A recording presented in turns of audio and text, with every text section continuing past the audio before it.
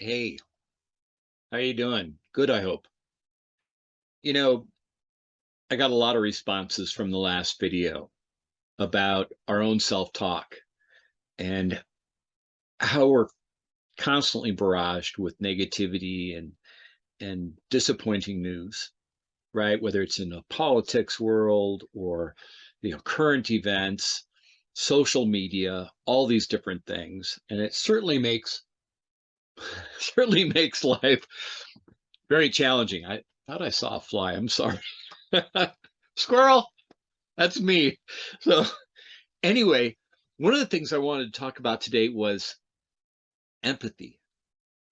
You know, we're human beings, and that means that we experience the human condition. We're not always happy. We're not always chipper. There are things that weigh on our hearts, and I understand that. And I also know that the same thing is true for the people who I work with.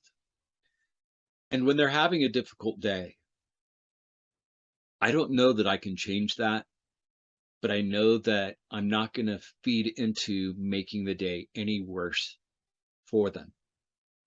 I like to see the positivity in things. Now, I know it can appear Pollyanna, rose-colored glasses, and things like that. But what's the alternative?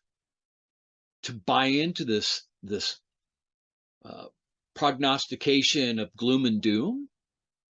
Who wants to live a life like that? Look, bad things happen to us in life. Now, this reminds me of that bumper sticker that I saw years ago that says, life is 10% of what happens to you and 90% of how you respond to it.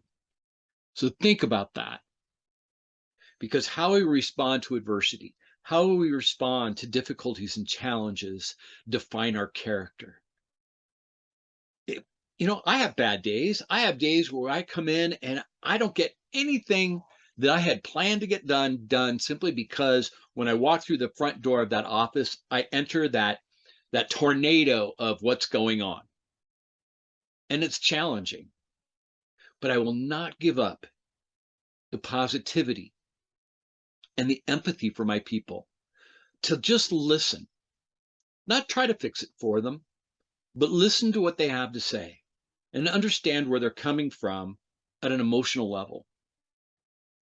Maybe my response is, I know I've felt that before. It's hard. It's difficult. I always try to think of the positive things in my life. Having a list, a gratitude list, in the beginning, I have to admit, seemed hokey to me, but it's not. The more and more I visit that list, the better I begin to feel. And then my attitude and perspective shifts back into positivity again. So keep that in mind for the following week.